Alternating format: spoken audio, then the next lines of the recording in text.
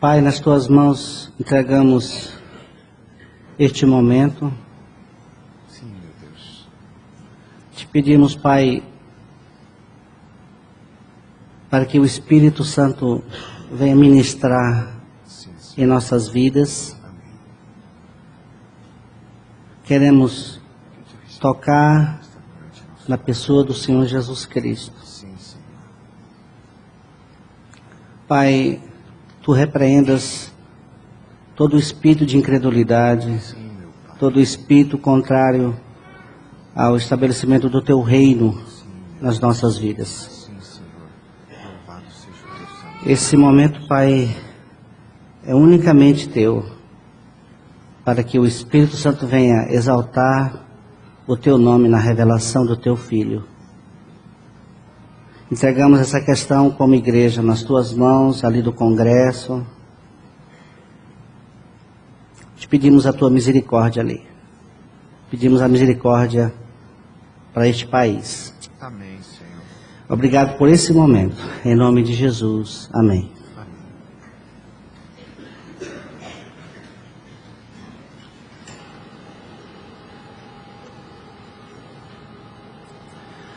Todos nós sabemos que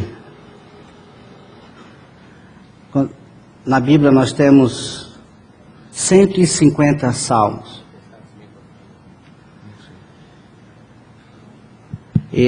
Cada um deles revela uma mensagem específica, como também em alguns salmos se forma um conjunto de uma mensagem.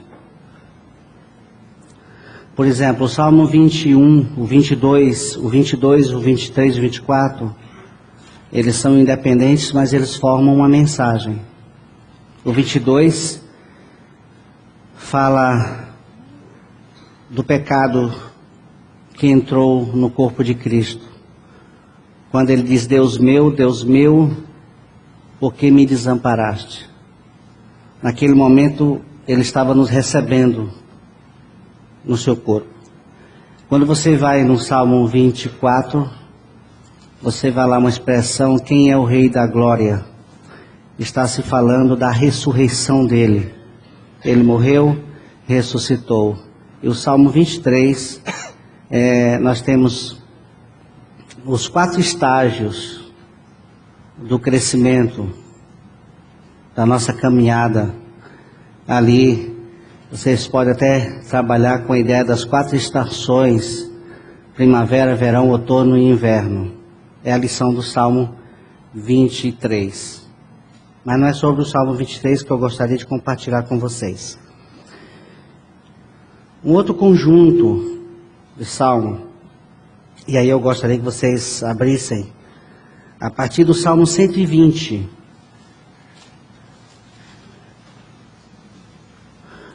Do Salmo 120 até o Salmo 135, eles tipificam, eles representam a nossa caminhada com Deus.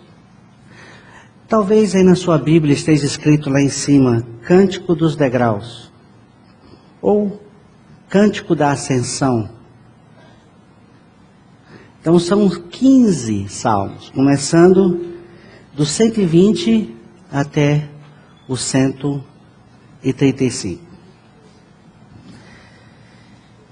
Eles representam o crescimento dos filhos de Deus. Cada um com uma lição. Nós nascemos e crescemos, devemos crescer. Há uma experiência de regeneração e também uma caminhada para a maturidade. Então, neste salmo nós vamos descobrir que há uma viagem que nós precisamos fazer. Considerando que alguns estudiosos chegam a dizer que eles cantavam estes salmos quando estavam indo para Jerusalém, nas festas. E as pessoas vinham de vários lugares ali de Israel, e juntos eles chegavam a Jerusalém, cantando cada salmo, peregrinos. Então, este salmo, ou estes salmos, eles mostram a nossa peregrinação, a nossa caminhada. Eu chamo aqui de uma viagem, para entender melhor. Considerando que o homem é corpo, alma e espírito, a viagem que nós precisamos fazer à luz, agora não à luz da velha dispensação, não é sair mais do Brasil e para Jerusalém terrena. Não é uma viagem geográfica. Agora é uma viagem interior. É uma viagem que começa da nossa alma para o espírito.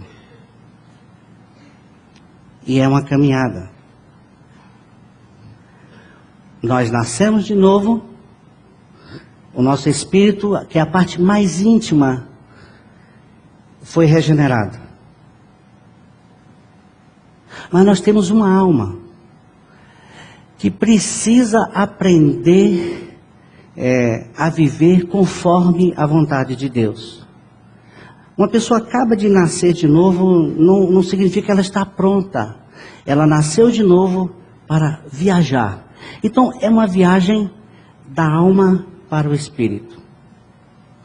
Essa viagem, ela é um tanto quanto perigosa. Tem suas dificuldades.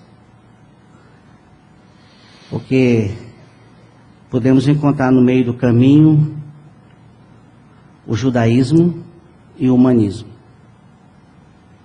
Ela é uma viagem perigosa. Mas à luz da palavra de Deus nós precisamos. Por isso que este salmo, ou estes salmos, é como que o Espírito Santo nos pegasse pela mão e nos conduzisse.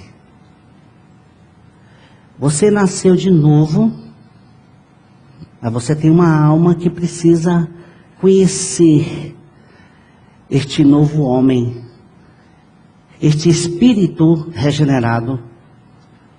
Precisa ganhar mais e mais a visão da pessoa de Cristo lá no interior.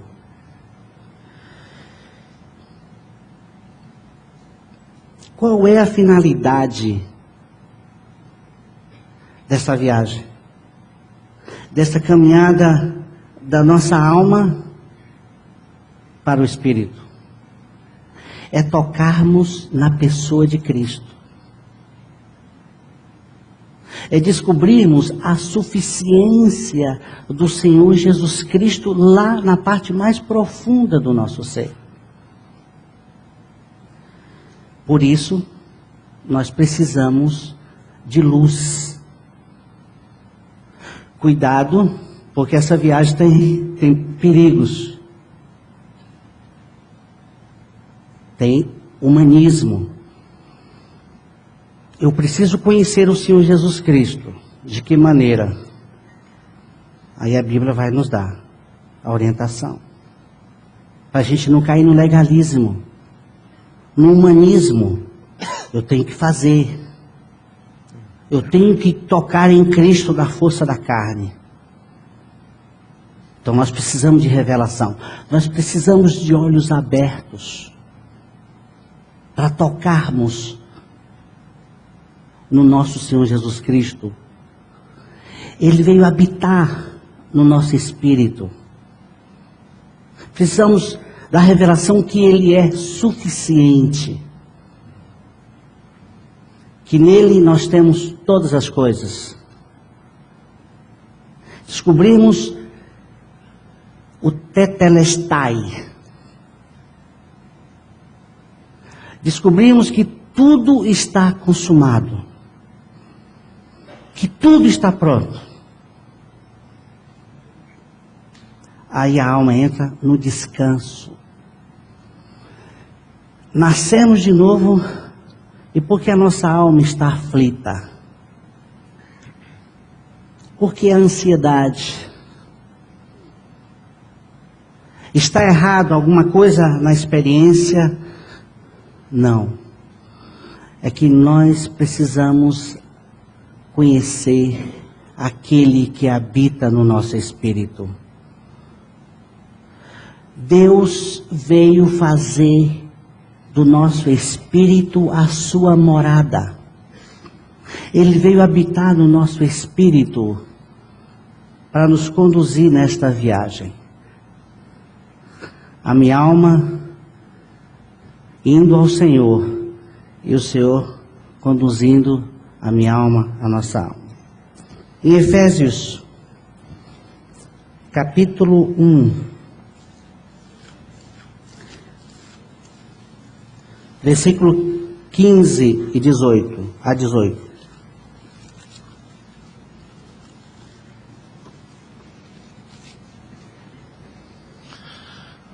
Por isso, também eu, tendo ouvido a fé que há entre vós no Senhor Jesus, e o amor para com todos os santos, não cesso de dar graças por vós, fazendo menção de vós nas minhas orações, para que o Deus de nosso Senhor Jesus Cristo, o Pai da glória, vos conceda espírito de sabedoria e de revelação no pleno conhecimento dele, iluminado os olhos do vosso coração, para saberdes qual é a esperança do seu chamamento, qual a riqueza da glória da sua herança nos santos.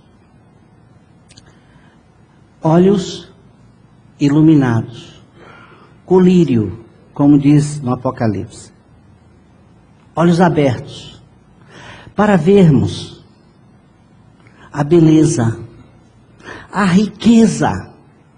A palavra riqueza em Efésios, a palavra no original é plutocrata. Significa uma pessoa riquíssima. Deus é muito, muito, muito rico em graça. É um Deus gracioso e quer nos conduzir de forma graciosa no nosso dia a dia. Então, eu quero passar aqui um pequeno esboço destes salmos, e na medida do possível nós vamos estar estudando aos domingos. Só para vocês terem uma ideia, do Salmo 120 ao 124, está falando de um conflito interno. Nós vamos mexer com isso. Da purificação. Do 125 ao 129 está falando da nossa revelação, da iluminação, da nossa entrega, da nossa consagração. Uma vez conquistados por Deus em Cristo, somos dele. Consagração significa que você não tem mais direito. Você pertence a alguém. Do Salmo 130 ao 104, está falando da formação da vida de Cristo em nós. Ok? Purificação, iluminação e formação da vida de Cristo. Porque a vida cristã, ela é feita de estágio. Você nasce para crescer. O perigo é entre o nascimento e a glorificação, que é o fim dessa viagem. Nesse ato, nós temos aqui o trabalho de Deus, a revelação de Deus, e nós podemos nos perder neste ato entre a justificação até a glorificação. De que maneira? Acharmos que nós podemos produzir essa santificação. Achar que nós podemos produzir este crescimento. Agora eu quero dizer para vocês que o crescimento advém por um relacionamento. É andar com Deus. Você pode conhecer os assuntos da Bíblia, mas tocar em Cristo, tocar nele, tocar na vida ressurreta dele no seu interior, só o Espírito Santo pode fazer isso. Por isso, queridos, que eu quero dizer para vocês, dessa caminhada, eu estou chamando de viagem. Uma viagem que nós precisamos fazer da alma para o espírito. Da alma para o espírito. Toda viagem tem um começo e tem um fim. Você sai de Londrina para Curitiba, você tem um momento da saída e um momento da chegada. Como vamos crescer? Como tocar em Cristo? Onde está a base? A base está em 2 Coríntios, capítulo 12, versículo 1 e 2.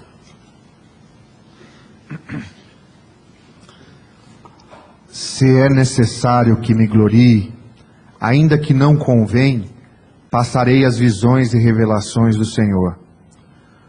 Conheço um homem em Cristo que, há 14 anos, foi arrebatado até o 3º céu. Se no corpo ou fora do corpo, não sei. Deus o sabe. Ele está falando dele mesmo.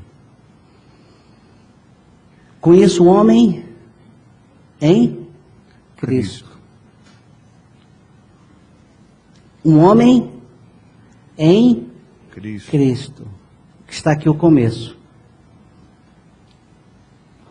Um homem em Cristo. O que significa isto?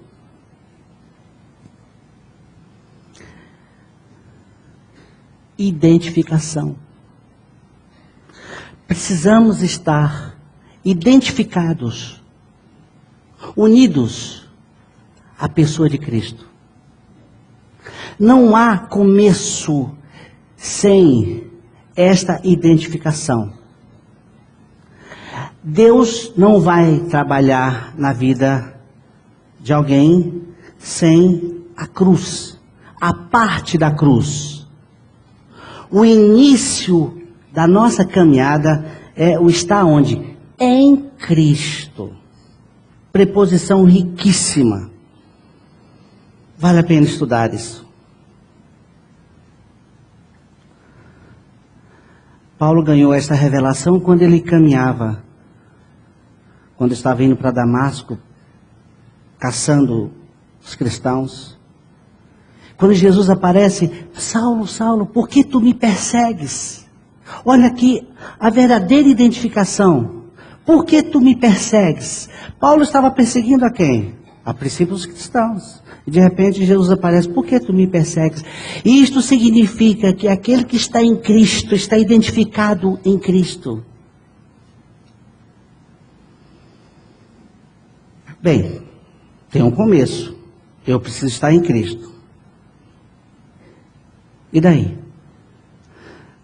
Deus é muito gracioso. O que Ele fez? Ele nos incluiu no corpo do seu Filho.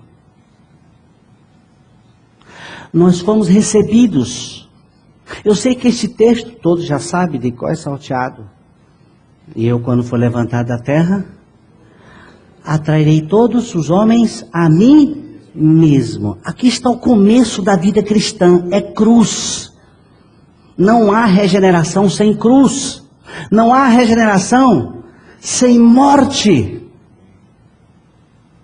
Insensatos, o que semeias não nasce se primeiro não morrer. Não existe regeneração sem identificação no corpo do Senhor Jesus Cristo. E para estarmos identificados, Ele providenciou a cruz. Quando eu for levantado da terra, Ele atraiu a quantos? Todos! Todos! Você foi atraído, recebido, aceito. Nós nos tornamos agradáveis a Deus na pessoa de Cristo. Deus nos vê em Cristo. Efésios, capítulo 1, versículo 4 e 5. Assim como nos escolheu nele, antes da fundação do mundo, para sermos santos e irrepreensíveis perante ele e em amor, nos predestinou para ele, para a adoção de filhos, por meio de Jesus Cristo, segundo o beneplácito de sua vontade. Primeiro eu vou justificar para vocês que eu não estou com pressa para entrar nos Salmos. Eu estou fazendo aqui uma pequena introdução. Se não der tempo, não há problema, nós vamos ter aí muitos dias. Conforme eu estiver sendo escalado, eu vou estar pregando estes salmos. Escolheu. Que confusão se faz em cima disso. Ele nos escolheu nele, antes da fundação do mundo, porque Cristo já existia lá antes da fundação do mundo. Deus não escolhe ninguém fora de Cristo. Fomos escolhidos em Cristo. Assim como nós caímos em Adão, nós nem existíamos, mas pelo fato de Adão existir, nós estávamos nele. Quando ele caiu, nós caímos. Nós estávamos em Cristo antes da fundação do mundo, eleitos agora, escolhidos agora. Não é uma escolha se é para ser salvo ou para ser perdido. A eleição está relacionada à nossa regeneração. Deus nos regenerou em Cristo, nos predestinou. Essa palavra predestinação não é que Deus escolheu um para o inferno, para o céu, não. Predestinação está relacionada à formação da vida de Cristo em nós. A imagem dele formada em mim e em você. Tudo começa pela regeneração. Eleição é regeneração. Predestinação é o propósito pela qual Deus nos regenerou. E qual é o propósito dele? É que sejamos semelhantes ao Filho dele. Todas as vezes que aparece a palavra predestinação, está relacionada à filiação. Como filhos, eleitos, somos predestinados. A predestinação não tem nada a ver com predestinado para o inferno, para o céu. Deus atraiu a todos. Quem tem ouvidos para ouvir, ouça. Queridos, a caminhada tem um início, a viagem tem um início e tem seu fim. Mas nós estamos no começo. E o começo, Deus exige a morte. Ninguém vai passar por caminho sem primeiro atravessar a porta. A porta, para você sair do ambiente para o outro, bastou um passo. Isso é a justificação, a cruz. Depois você tem o caminho. Esse caminho é longo e perigoso. Mas tem uma porta. Essa porta se chama cruz. Então, o começo da vida cristã é a morte do velho homem. É a crucificação do velho homem. Permita dizer para vocês que a minha experiência cristã foi quando Deus revelou no meu coração a morte do meu velho homem. Ali verdadeiramente começou a minha caminhada. O homem é onde? Em Cristo. O que significa em Cristo? Que fomos aceitos por Deus na pessoa de Cristo, de forma santo, inculpável e irrepreensível. Não fizemos absolutamente nada. Isto Foi uma obra da graça de Deus. Em Cristo significa que fomos aceitos, recebidos, nos tornamos agradáveis diante de Deus, na sua presença, no seu olhar. É isso que está dizendo no original. Na sua presença, irrepreensíveis. Você já pensou isso? Que em Cristo nós nos tornamos irrepreensíveis diante de Deus? Foi isso que a cruz fez. Madame Guyon, aquela mística, ela diz que a vida cristã tem 3 estágios. Primeiro, Deus nos atrai. Ele nos atraiu. Na cruz. Morremos. Fomos identificados. O velho homem foi extinto. Morremos para nós mesmos. Atraídos. Segundo, o despojamento. Despojamento do quê? Da alma, dos vícios, das mazelas. Atraídos em Cristo. Um homem em Cristo é o homem que ganhou no seu espírito a vida nova, a vida de Cristo, a presença do El Shaddai, do Todo-Poderoso. Não mais agora lá no Santíssimo, na velha dispensação, mas agora no nosso espírito. Queridos, o El Shaddai, o Deus Todo-Poderoso, vive dentro do seu espírito regenerado.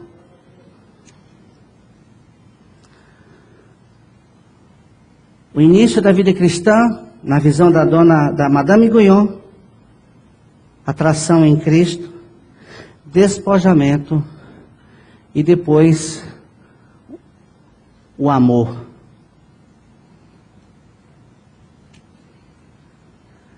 Aí, esse amor que não dá para explicar. O amor que excede. Deus é amor. É ser identificado com Deus. Ainda, a Jess Penrose também fala do nosso início dessa viagem. Por favor, não é a viagem de Londrina para Jerusalém. É uma viagem da alma para o espírito. Com a finalidade de descobrirmos quem é Jesus Cristo. A sua suficiência. Para Jess Penrose, a vida cristã começa com o novo nascimento. Depois, segue com avivamento. Avivamento é o Espírito transformando, revelando dia a dia, nos avivando cada instante em sua presença. Ela chama isso de como fosse um fogo ardente, avivado. E a terceira, ela fala da intimidade. Bate. As duas, apesar de, na distância de anos, elas concordaram. E eu creio que é uma sequência bíblica. Ninguém pode começar uma vida cristã sem primeiro passar pela morte com Cristo. Em Cristo, recebidos por Deus. Agora eu gostaria de mostrar para vocês ainda em Gálatas 2, 19 e 20. Daqui a pouco nós vamos entrar no Salmo 120. Porque eu, mediante a própria lei, morri para a lei, a fim de viver para Deus. Estou crucificado com Cristo. Logo, já não sou eu quem vive, mas Cristo vive em mim. E esse viver que, agora, tenho na carne, vivo pela fé no Filho de Deus, que me amou e a si mesmo se entregou por mim. Vocês lembram? Um homem aonde? O que significa ser um cristão? Um homem em Cristo. Um homem nele. Ok? Esse é o início. É o início da nossa caminhada. Como é que nós vamos estar nele? Atraídos por ele. Identificados. Mortos. Nele. O tudo consumado. Nele. Ele nos conduziu à presença de Deus Pai. Nele. Agora muda a preposição. É Cristo aonde? Em nós. Em mim. São duas coisas diferentes. Estamos em Cristo. É uma obra da graça, da justificação. Fomos aceitos por Deus e não merecemos nada. Agora, quando a Bíblia fala de Cristo em nós, se refere ao nosso andar. Colossenses 2, 6 e 7. Ora, como recebestes Cristo Jesus, o Senhor, assim andai nele. Andai nele. Agora é andar nele. Enoque andou com Deus. Pode ler o 7. Nele radicados e edificados, e confirmados na fé, tal como fostes instruídos, crescendo em ações e graças. Andai aonde? Nele. Um homem em Cristo. E agora Cristo neste homem. Assim como recebestes a Cristo, andai nele. Por quê? Precisamos descobrir que a nossa alma só pode descansar pela revelação da suficiência dele. Por isso, nós precisamos ser cuidadosos, atentos, observadores. Cuidado com o que você escuta. Cuidado com o sotaque que vem por trás mesmo de uma palavra. Por isso, leia o seguinte versículo. Cuidado, que ninguém vos venha a enredar com sua filosofia e vãs sutilezas, conforme a tradição dos homens, conforme os rudimentos do mundo, e não segundo Cristo. Cuidado. Cuidado com o engano. Cuidado com novidades. Cuidado com vãs filosofias. Não engula tudo. Tem olho observador, clínico, olho de águia. Tem um olho de águia. Ela enxerga a distância. E o olhar da águia, segundo estudiosos, é um olhar fixo. Não se deixa levar por filosofias, palavras humanas. Por isso, cuidadosos, por quê? Porque esta caminhada, quando você ganhou uma experiência no seu espírito da revelação de Cristo, é o começo da vida cristã, até o final desta viagem, aqui temos perigos, muitas dificuldades, muitos esbarrões, muitas decepções. Por isso, nesse andar, o Salmo 120 vai nos ajudar. Agora nós começamos o nosso estudo dos Salmos.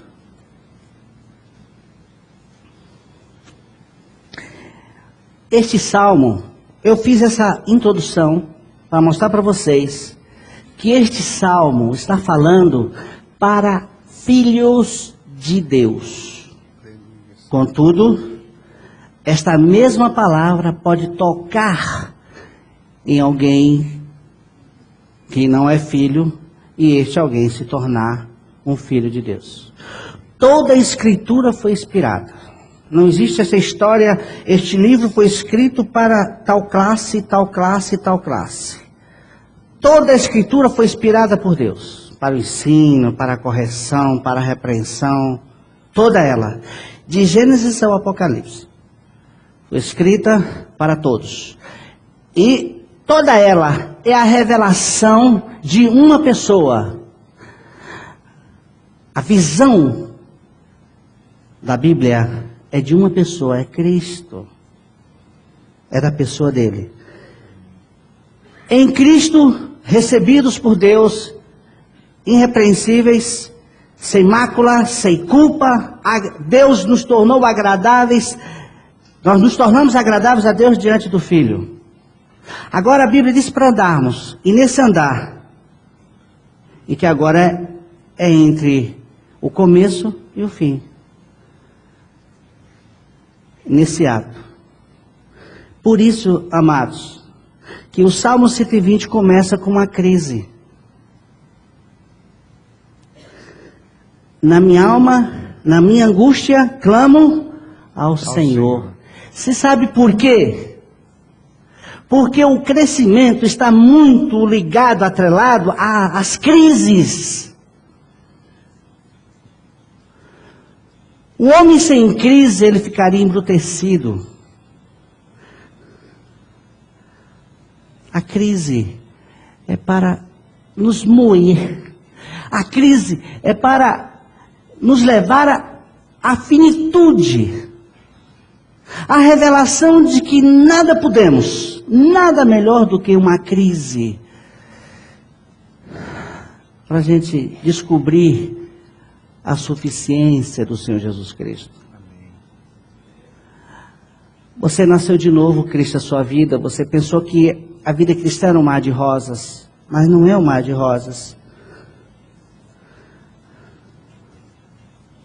Precisamos de crises. Por quê? Este salmo mostra que a alma, ela anseia por libertação. E ela começa com um clamor, ela começa com uma oração. Ela está clamando. Na minha angústia clamo ao Senhor. Não há momento mais precioso do que este. Eu não sei. Por isso que este Salmo 120, a crise veio para esta alma, porque essa alma olhou para fora de si. Olhou em sua volta. Esta é a nossa tendência, queridos. Nós temos uma alma aflita. Temos um espírito regenerado, onde Deus habita. Mas qual é a nossa tendência? No momento de uma crise, é olharmos para onde? Para fora. É exatamente isto que acontece nesse Salmo 120. Uma crise,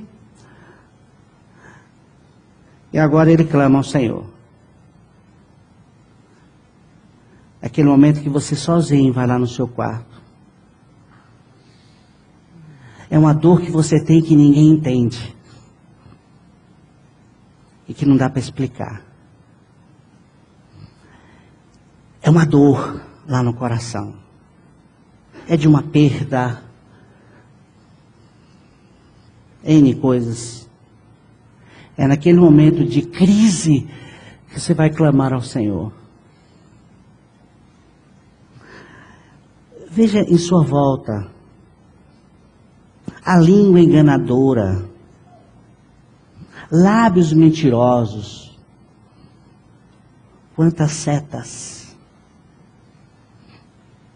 quanta gente no momento de crise vem falar e acusar, assim como Jó, passando por um crivo terrível, aparece os três explicando, falando da situação de Jó, justificando, tentando. Sabe por que eles fizeram isso? Porque eles queriam ser muito mais justos do que Jó. A crise. Isaías teve uma crise. Morreu o rei Uzias. Isaías era um profeta do palácio, provavelmente muito íntimo de Uzias. E aí morre Uzias. Quem sabe ele olha para o lado de fora, está sempre olhando para fora. Aí vem a crise. E na crise ele viu o trono, ele viu a glória de Deus. Sempre é assim. Ezequiel também uma crise. Lá no rio Quebar, na Babilônia, distante de Jerusalém. Jerusalém representa o testemunho de Deus na terra. Ele deveria estar em Jerusalém, mas ele está no rio Quebar, na Babilônia, na confusão, em profunda depressão. E de repente ele vê a glória do Senhor. Os céus se abrem para Ezequiel. Em que momento? Na crise. Por isso que Deus precisa abrir os nossos olhos. E se Ele está usando uma crise para você tocar. Eu gosto dessa história daquele soldado que ele amava profundamente a Napoleão. Ele tinha um amor profundo por Napoleão. Ele foi para a guerra. E lá ele foi ferido e veio o médico fazer uma cirurgia. E tinha que fazer sem anestésico. E aquela faca cortava. Aquele instrumento cortava e doía. E ele dizia assim: vai fundo, doutor. Vai fundo. Quem sabe o senhor vai ver aí dentro o meu rei. O meu rei Napoleão. Quem sabe seria a nossa experiência. Vai fundo, Senhor. Corta mais. Até que as pessoas vejam um Cristo em nossas vidas. Tiver que cortar. Essa viagem da alma para o espírito é dolorida. O caminho é tortuoso. Muitos obstáculos, muitas dificuldades, mas é glorioso. O povo saiu do Egito, terra da escravidão, deserto para Canaã, terra que emana leite e mel, símbolo de Cristo. Leite, essência animal, manteiga, derivado do leite, símbolo da graça. Mel é símbolo da palavra. Jesus crescia em graça e conhecimento. Manteiga e mel. Era a terra de Canaã. É Cristo. Agora, Deus nos tira do Egito. Não tem como chegar a Canaã ficando no Egito. A travessia do Mar Vermelho tipifica a morte, a imersão, a identificação. Não existe o início da caminhada sem a morte do nosso velho homem.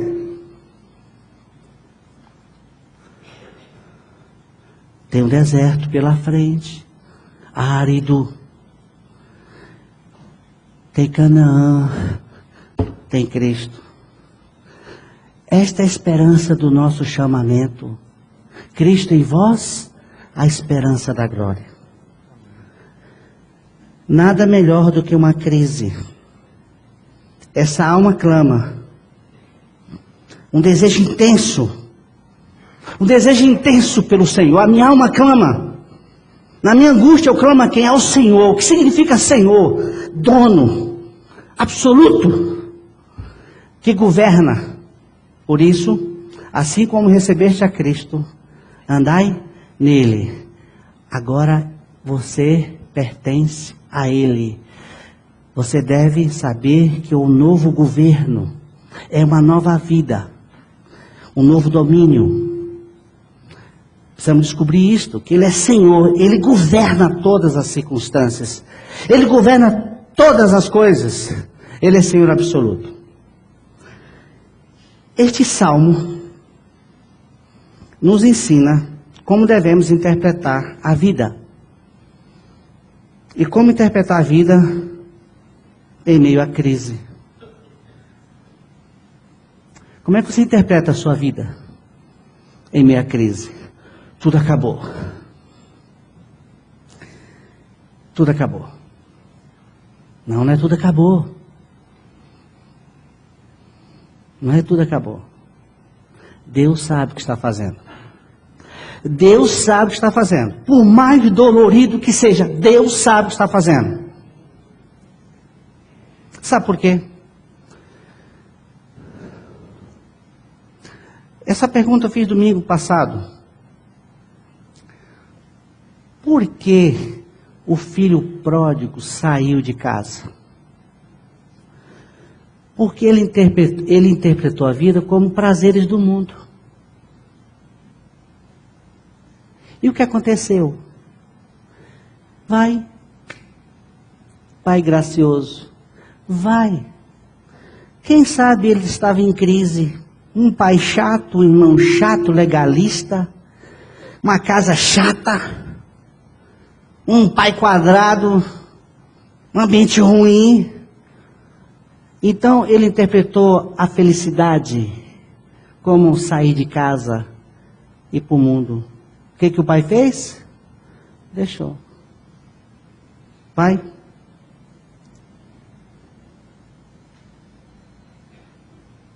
pode ir. O Salmo 120.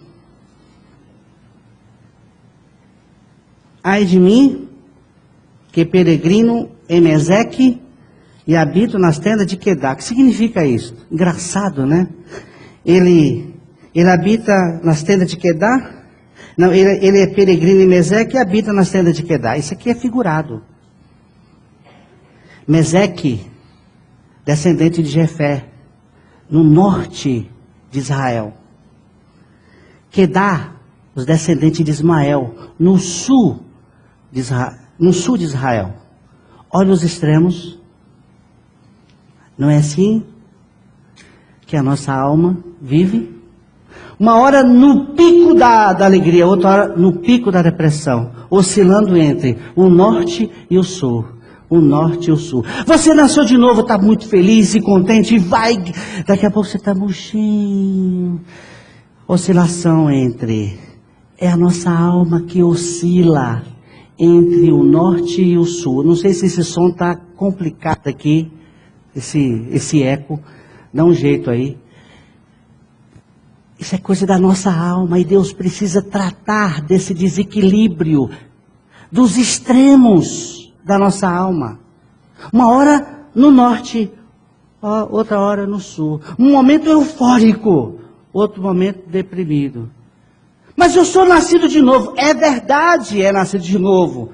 Por isso que o Espírito Santo vai pegar nas nossas mãos para nos conduzir ao equilíbrio. E este equilíbrio está na pessoa de Cristo. Por isso que a nossa alma não pode, ou deveria olhar para Cristo lá, habitando no nosso interior.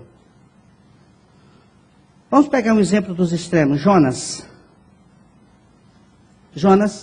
profeta menor, capítulo 4. Jonas, capítulo 4. Podemos ler o versículo 1. Com isso, desgostou-se Jonas extremamente e ficou irado. Extremamente irado. Agora vem o versículo 6, Danilo, por favor. Então fez o Senhor Deus nascer uma planta, que subiu por cima de Jonas, para que fizesse sombra sobre a sua cabeça, a fim de o livrar do seu desconforto. Jonas, pois, se alegrou em extremo por causa da planta. Esse é o problema da nossa alma, os extremos. Vocês entendem isto? Esse é o meu problema, é o seu, é o nosso. Os extremos são perigosos. Profeta. Jonas foi chamado por Deus para ir para Nínive. E Nínive era a capital da Síria. Tinha 1 milhão de habitantes. Como é que você sabe disto? Porque a Bíblia fala que lá havia 150 mil que não sabem discernir a direita da esquerda. crianças. Em proporção, os estudiosos chegam a essa conclusão de 1 milhão de habitantes. E o seu Jonas foge para Tarse. E Deus manda uma tempestade, manda um vento, Ele manda a marinha, Ele manda o exército para acordar Jonas em profunda depressão. Profeta de Deus no porão do navio, não é assim? Na depressão a gente vai para onde? Vai debaixo da cama, vai debaixo do cobertor. Não é isso? Então, mas é profeta, é filho de Deus. E ele vai para o porão do navio, e Deus, para acordar Jonas, teve que usar a marinha, o vento, a marinha, o sacudido do mar, o capitão, na figura, o exército, o capitão do navio, e também o vento, a força aérea, as 3 forças, para acordar o seu Jonas em profunda depressão. E Jonas foi lançado ao mar. E um peixe o engoliu, e vomitou que era intragável lá na areia. Símbolo da morte e ressurreição de Cristo. Jesus fala sobre isto. Do profeta Jonas, o sinal. Vocês querem um sinal? É o sinal do profeta Jonas. Jonas foi lá e pregou. E o povo se arrependeu. E Jonas ficou triste. Porque ele queria, porque havia uma profecia anterior. Dizendo que a Síria iria engolir Israel. E nada melhor do que nação sendo destruída por Deus. Porque Deus falou, dentro de 40 dias, Nínive será destruída. Dentro de 40 dias, Nínive será destruída. Essa foi a mensagem que Jonas andou rua após rua. Você imagine isso. Ele não mudou de mensagem.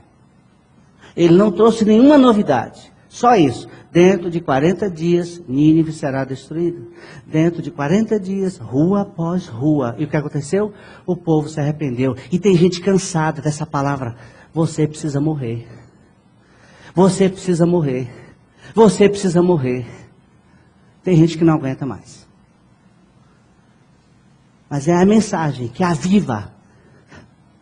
Porque é morrendo que se renasce. Já nosso amigo São Francisco de Assis é morrendo que se vive. Uma vida vivada passa pela morte. Jonas então um profeta. Agora, tratado, e de repente ele está triste, outra hora alegre. É o problema da nossa alma. Do meu conceito, dos nossos conceitos. Então Deus precisa desconstruir tudo isto. Então este salmo, o Salmo 120, o que nos ensina? Que a crise é o instrumento de Deus para tirar os nossos olhos de nós mesmos. Porque o 121 diz, eleva os olhos para os montes, de onde me virá o socorro? O meu socorro vem do Senhor. Vocês entendem que existe uma cadeia de comando? Uma ligação entre um salmo e outro? Que há um estágio de crescimento? Tudo começa, essa viagem tem um começo, tudo começa na nossa morte. E vamos. Há uma porta e um caminho. Para sair de um ambiente para outro, um passo. Agora o caminho são muitos passos a serem dados. E aí vai. E Deus vai desconstruindo essas manias, as manias da nossa alma, a nossa presunção. Você pensa que não tem nascido de novo soberbo? Tem. Presunçoso.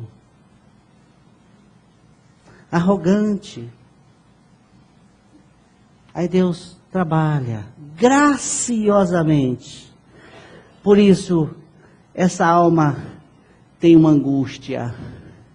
E essa angústia o leva à oração. E ele agora, ele tira os olhos de sua volta e começa a olhar para o Senhor. O Salmo 121 diz: eleva os meus olhos para o monte, para os montes. De onde me virá o socorro? 2. O meu socorro vem do Senhor, que fez o céu e a terra. Este salmo aqui, com o primeiro, ele está olhando em sua volta. Esse salmo, ele está olhando para cima. Nós somos criados para olharmos para Deus. Adão, esse é o significado do nome de Adão, aquele que olha para cima. Depois da queda, o homem passou a olhar para baixo. Queridos, precisamos de revelação nessa caminhada. Eu não vou prosseguir. Eu vou trabalhar com um conjunto de 3 em 3.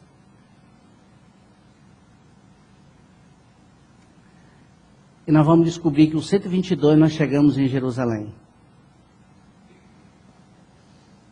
Que Jerusalém é essa? Celestial. Quando a mulher fala para Jesus e ela entende, ela é religiosa, ela conhecia tudo, e ela disse assim: Senhor, é nesse monte ou em Jerusalém? O que Jesus disse para ela? Nem lá, nem cá. Importa que os meus adoradores o adorarão em espírito e em verdade. E agora, o que Jerusalém representa? O testemunho de Deus no planeta Terra. E essa Jerusalém que vive em você, que agora é céu na terra, você se torna o testemunho de Deus neste mundo, no meio de uma geração perversa.